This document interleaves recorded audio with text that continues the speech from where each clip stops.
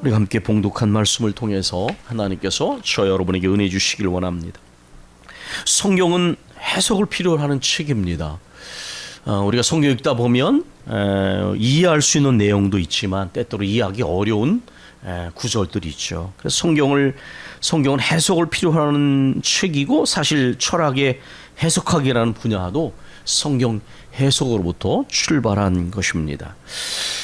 제가 신학교를 다닐 때 신약과 구약과의 관계에 있어서 성경을 해석하는 것에 관해서 수업을 들으면서 마음에 공감한 내용이 있었습니다. 그것은 바로 구약을 해석할 때는 신약의 빛 아래에서, 다시 말해서 복음의 빛 아래에서 해석을 하고, 신약은 구약의 뿌리, 배경 위에서 해석하라라는 해석학적 원칙이었습니다. 성경은 임의로 해석하는 것이 아니라 구약은 반드시 복음의 빛 아래에서 해석하게 될 때 그 의미가 온전히 드러나게 되고, 또 신약은 구약의 뿌리, 배경을 이해하면서 해석할 때에 바른 해석이 나오는 것이죠. 여러분들 끊임없이 그러한 기준을 가지고 성경을 해석하려고 노력해 보시길 바랍니다. 오늘 본문의 내용도 그렇게 보면, 특별히 17절에 보시면 오직 의인은 믿음으로 말미암아 살리라, 이렇게 구절이 나와 있는데, 그 구절 시작 부분에 보면 기억이라고 하는 표시가 되는 것을 발견하시게 될 것입니다. 그 기억이라고 표시된 부분을 밑에 내려가 보시면 합2사 이렇게 되어 있습니다. 그것은 바로 이 구절이 하박국 2장 4절의 말씀을 인용한 것이라는 것을 우리가 이해할 수 있는 것이죠. 여러분이 하박국 2장 4절을 찾아가서 읽어보시면 거기 원래 구절은 이렇게 되어 있습니다. 보라, 그의 마음은 교만하며 그 속에서 정직하지 못하나 의인은 그의 믿음으로 말미암아 살리라, 이렇게 되어 있습니다. 그러면 우리가 이제 이 구절을 보면서 질문을 하게 됩니다. 또 질문을 해야만 합니다. 그는 누구고 의인은 누구냐, 이렇게 되는 것이죠. 우리가 또 성경을 하나 해석할 때에 자주 가르치는 방법 중에 하나는 나무를 보고 숲을 보고, 숲을 보고 나무를 보는 것입니다. 그래서 이 구절을 해석하기 위해서는 앞절과 뒷절을 해석해야 되고, 또 앞문단과 뒷문단을 읽어야 하고, 또 앞장과 뒷장을 읽고, 그렇게 전체를 봐야 합니다. 그렇게 될 때에 숲 속에서 그 나무의 자리매김을 할 수가 있는 것이죠. 이런 해석 방식을 따라서 앞절과 뒷절을, 또 앞문단과 뒷문단을, 앞장과 뒷장을 보면서 내용을 이해하려고 하면, 우선 2장은 반드시 1장을 읽어야만 해석이 제대로 된다는 것을 알게 됩니다. 이 1장에는 하나님과 하박국 사이의 대화가 기록되어 있습니다. 그런데 좀 더 정확히 말하면 하박국이 먼저 하나님께 질문하고, 하나님께서 그 질문에 대하여 대답하시는 내용이 바로 이 1장 전체를 구성하고 있다는 것입니다.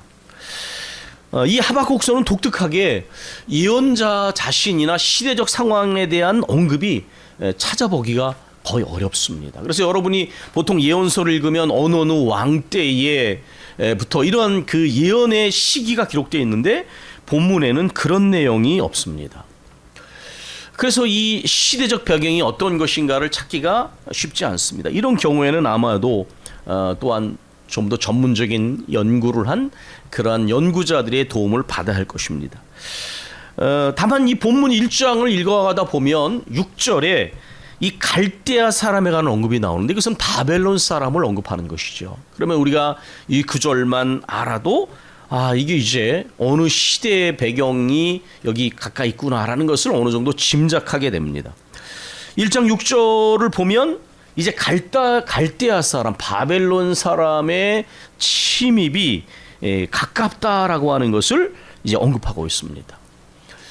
이 하박국서에는 북왕국 이스라엘에 관한 언급이 전혀 없습니다. 이게 무슨 뜻입니까?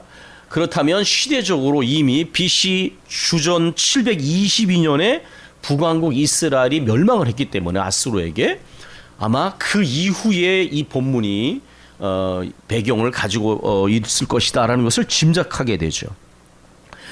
일반적으로 이렇게 해석을 합니다. 하박국은 아마 예레미야 선지자와 동시대 사람이었을 것이고 예루살렘에 거주했을 것이다. 하박국의 예언은 여호야김 왕이 다스리던 주전 608년부터 598년에 활동한 것 같다라고 그렇게 우리가 미루어 짐작을 합니다.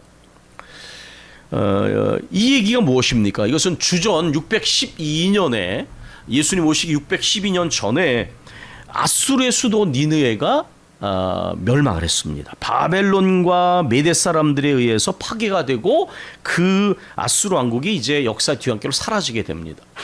그럼 여러분 아시죠? 이 아수르는 강대국이어서 북왕국 이스라엘을 정복했던 나라입니다. 그런데 이 나라가 새로운 강대국으로 등장한 바벨론과 메대에 의해서 정복당하고 망하게 됩니다.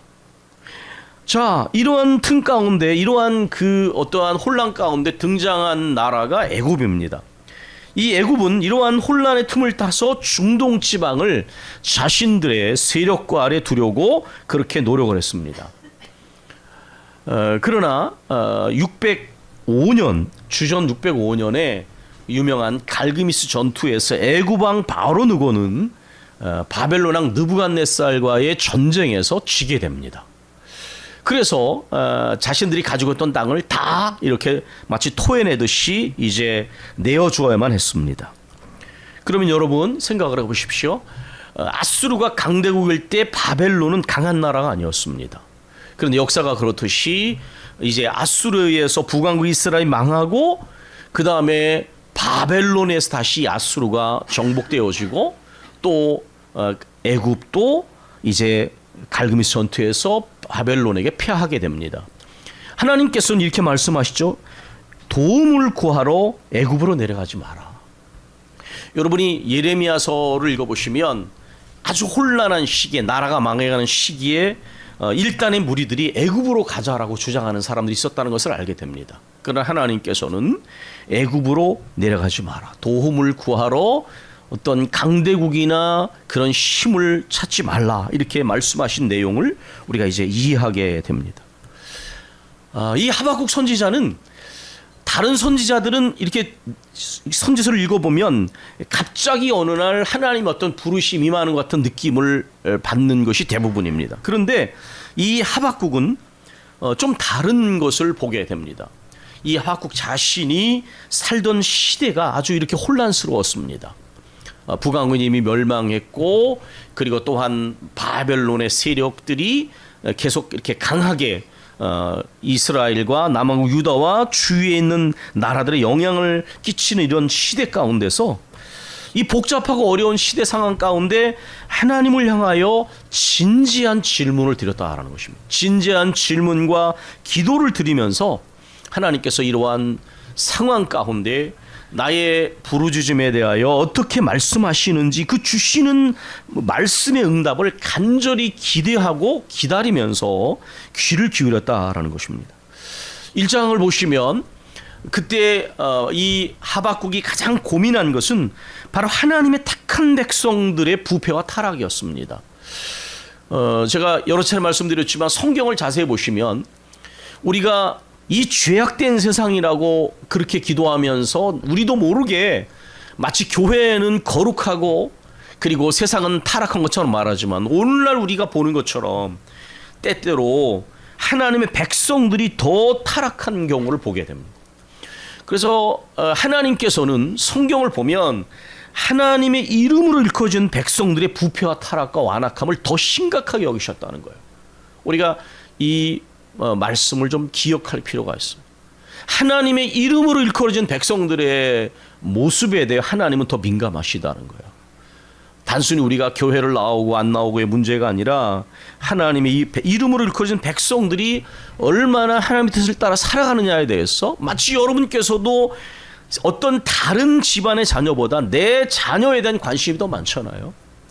하나님께서는 물론 그 내용적으로는 훨씬 더 깊은 부분이 있지만 하나님의 백성들의 이 부패와 타락에 대하여 굉장히 민감하셨는데 하나님의 눈으로 볼 줄 아는 사람들은 하나님의 심정을 이해하게 되는 거죠. 그래서 하박국은 이렇게 하나님께 절규합니다. 여호와여, 내가 부르짖어도 주께서 듣지 아니하시니 내가 강포로 말미암아 외쳐도 주께서 구원하지 아니하시나이다. 어찌하여 내게 죄악을 보게 하시며 패역을 눈으로 보게 하시나이까. 겁탈과 강포가 내 앞에 있고 변론과 분쟁이 일어났나이다. 이러므로 율법이 해이하고 정의가 전혀 시행되지 못하오니 이는 악인이 의인을 에워쌌으므로 정의가 굽게 행하여짐이니이다. 이것은 바로 이스라엘 당시의 이 남왕국 유다, 이스라엘은 대표적인 명칭이지만은 얼마나 부패했는지를 알게 되죠. 하나님 말씀이 완전히 무너져 있고 모든 불의와 폭력이 강자가 약자를 지배하는 이러한 불의한 일들이 만연해 있기 때문에 지금 이러한 상황을 놓고 하나님께 절규하며 부르짖는 것입니다. 왜 이러한 상황을 묻고 하십니까? 바로 신종적 질문이죠. 하나님이 통치하시면, 의로우신 하나님이 통치하시면 왜 불의한 일이 일어납니까? 이렇게 왜 악인이 의인을 압제하는 일들이 이렇게 일어나고 있습니까? 이렇게 질문하는 것입니다. 하나님께서 하박국에 주신 응답은 이런 것입니다. 하나님께서 마치 회개하지 않는 북왕국 이스라엘 사람들을 아수르를 통하여 징계하신 것처럼, 심판하신 것처럼 이번에는 하나님께서 바벨론 사람들을 통하여 남왕국 유다를 징계하고 심판하는 회초리를 드실 것이다 라는 것이 하나님의 첫 번째 질문에 대한 하나님의 응답이었습니다. 이 말을 들은 하박국은 공의로우신 하나님이 이렇게 심판하시고 징계하시는 것은 수긍할 수 있습니다. 그러나 문제는 그 방법입니다. 어떻게 하나님께서 아무리 이 백성이 타락했다 할지라도 유다의 불순종을 유다보다 더 악한 이방인들을 통하여 심판하십니까? 이것이 하박국이 의문이 생겨서 주님께 드린 두 번째 질문이었습니다. 1장의 내용이 바로 이렇게 구성되어 있는 것입니다.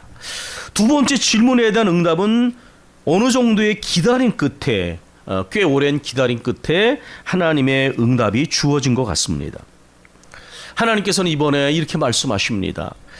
너는 말씀을 외치는 것뿐만 아니라 성전 군에 판을 붙여서 달려가면서도 읽을 수 있게 하라, 이렇게 말씀하셨습니다. 말은 사라지지만 판에 새기면 그것은 사라지지 않죠. 그 성전에 나오는 백성들로 하여금 지속적으로 하나님의 말씀을 읽게 하라고 그렇게 하박국에게 응답하셨습니다.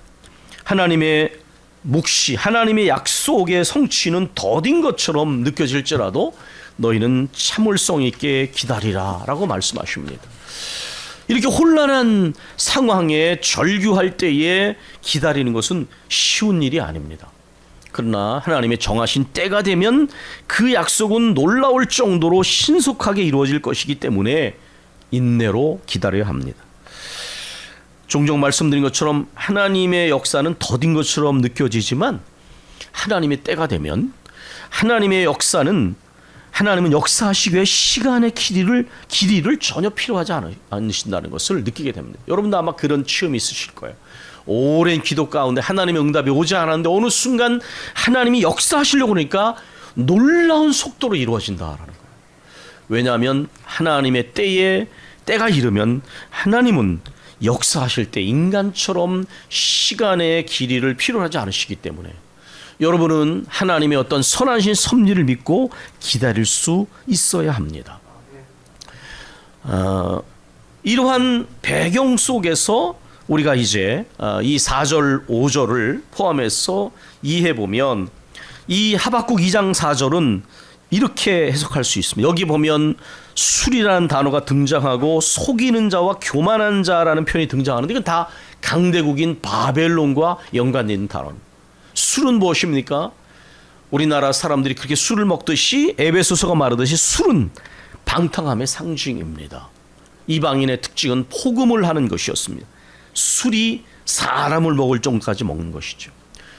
또 이러한 술은 많은 인간에게 이성을 잃어버려 범죄를 저지르게 합니다. 속이는 자, 거짓말은 악한 사단의 특징입니다. 사단은 거짓의 아비다. 교만한 자, 이것은 하나님이 가장 싫어하시는 죄악입니다. 방탕함과 진실하지 못함과 오만 방자함, 하나님과 사람 앞에 오만 방자함, 이런 구절을 통해서 대체적으로 보라 굽은 길을 가는 자는 망하리라.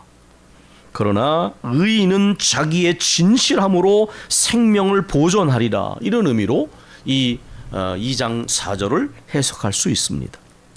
의인은 누구입니까?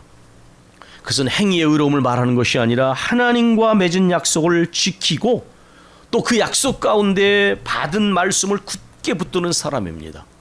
그리고 신실한 믿음으로 여기에서 벗어나지 않은 사람입니다. 이사야 7장 9절은 이렇게 경계하고 경고합니다.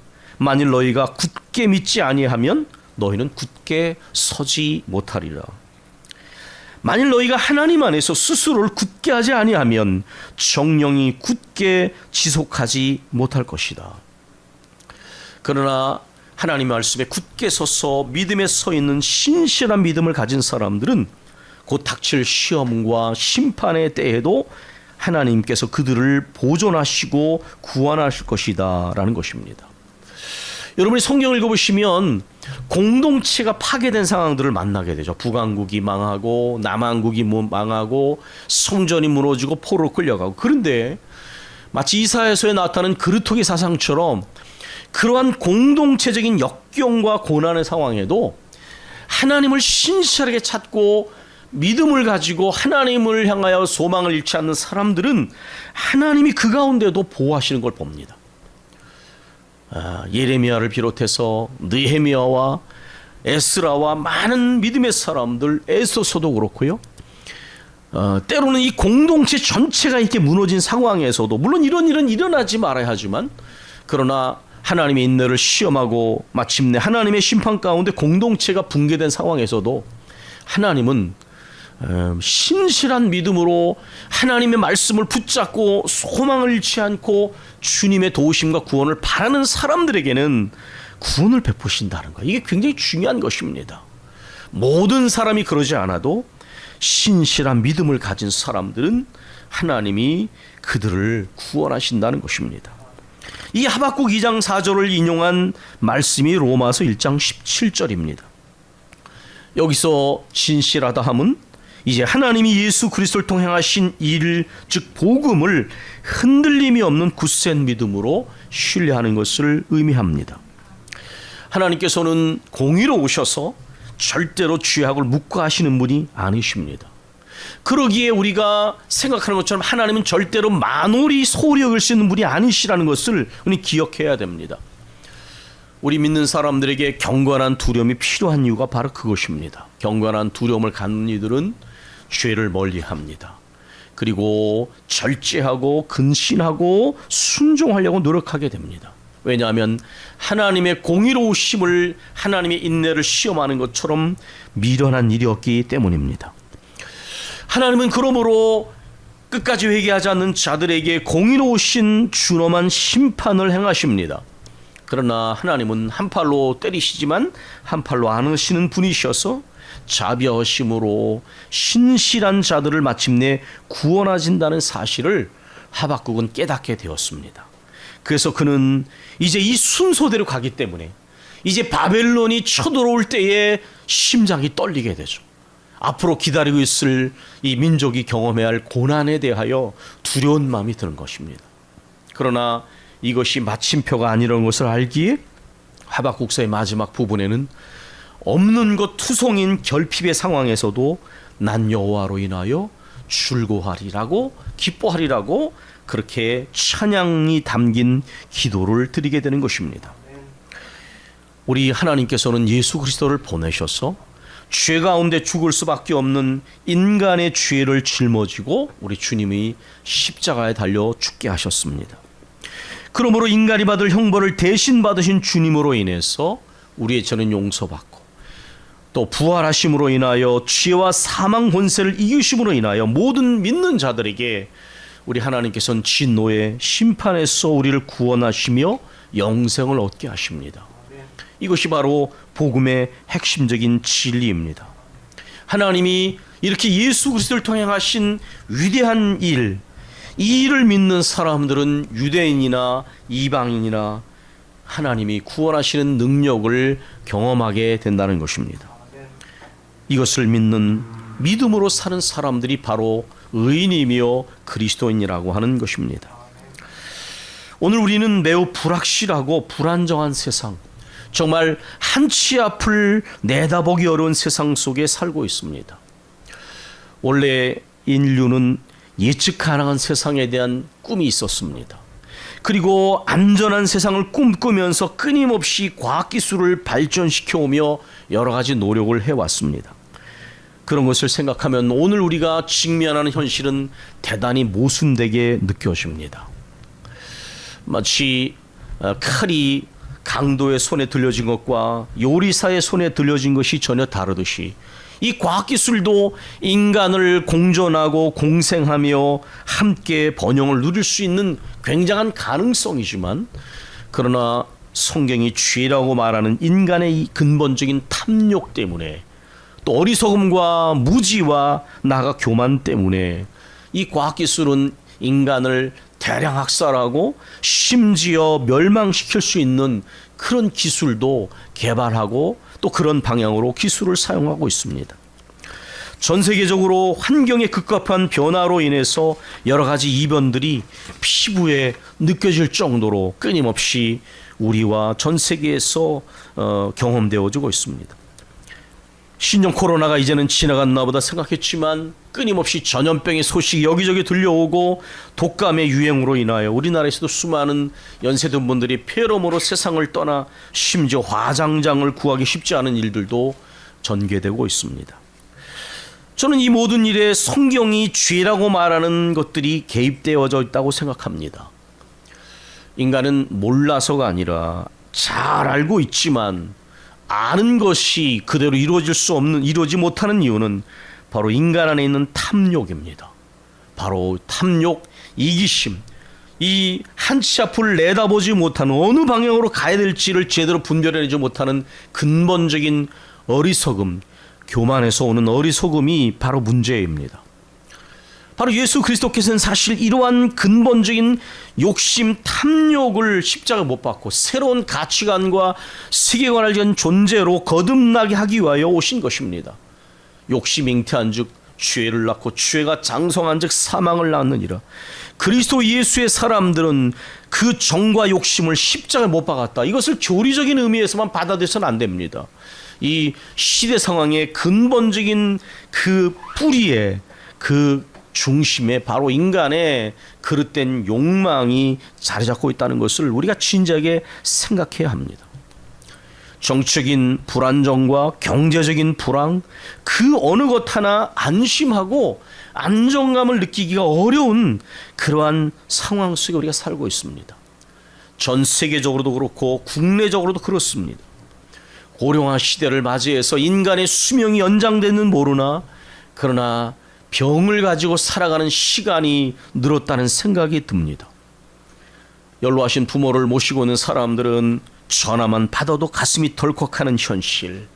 과연 인간이 무작정 수명의 길이를 연장하는 것이 복인가라는 근본적인 질문을 하게 합니다. 아까 말씀드린 것처럼 예측 가능하고 안정된 세상을 꿈꿨지만은 우리가 경험하는 현실은 점점 더 불확실성과 불안정의 침이 우리 어깨를 짓누르는 현실을 맞이하고 있습니다. 그런데 여러분, 이런 상황에서 여기저기에 비관적인 전망들이 난무하지만, 그러나 그러한 상황에서 우리가 기억해야 될 게 있습니다. 성경 속의 시대를 살아간 인물들, 교회사 속에 우리 신앙의 선배들은 어떻는가 하는 것입니다. 우리가 보았던 하박국을 비롯한 많은 성경 속 인물들은 우리보다 훨씬 더 어려운 상황 속에서 믿음을 지켰습니다. 우리가 이것을 기억해야만 합니다. 마치 우리가 개인적으로 어떤 어려움을 겪을 때 지나친 자기 연민에 빠지지 않으려면 눈을 주위로 돌려야 합니다. 그러면 나와 유사한 어려움을 겪는 분들이 또 있다는 것을, 때로는 나보다 훨씬 더 어려움 속에서도 용기를 잃지 않고 따뜻한 마음을 잃지 않고 다른 사람들을 돌아보며 살아가는 사람들이 있다는 걸 발견하게 되면 지나친 자기 연민을 벗어나게 되지요. 나만 그런 것이 아니라 나와 같은 어려움을 겪는 사람이 또 있구나, 나보다 훨씬 더 어려움을 겪는 사람들이 있구나라는 걸 발견하게 됩니다. 우리 그리스도인들은 말씀으로 돌아가서 생각해 보아야 합니다. 저는 그리스도인들은 절대로 비관이 마침표가 될 수 없는 이유는 바로 성경 속에 등장하는 시대 상황과 믿음의 사람들이 우리보다 훨씬 더 어려운 상황, 구조적인 문제 속에서 믿음을 지켰다는 것 때문입니다. 때때로 오늘날 신학적인 진난 속에서 진단하지만 가만히 들여다보면 그것은 결국 현상적 위기 이상을 넘어서지 못하는 진단이라고 느껴질 때가 참 많이 있는 것이죠. 우리는 불확실하고 혼란스럽고 위험한 시대 상황 속에서도 성경 속의 믿음의 사람들, 교회사 속의 믿음의 선배들이 가졌던 것처럼 하나님의 깊은 섭리와 선하심을 굳게 믿고 소망 가운데 인내하며 하나님의 뜻을 굳게 붙잡고 행하며 하나님의 구원을 바라며 나아가야만 합니다. 저는 이것이 막연한 신뢰가 아니라고 생각합니다. 이것은 바로 근본적 신뢰입니다.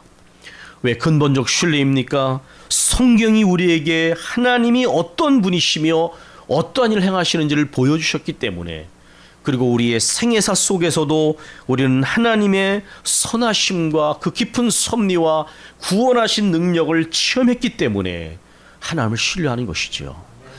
그렇기 때문에 그 세상의 어떤 대책보다도 이 하나님의 역사의 주관자가 되시며 택한 백성들을 버리지 아니하시는 하나님을 향한 근본적 신뢰를 가지고 나갈 때가 바로 지금이라고 여겨집니다.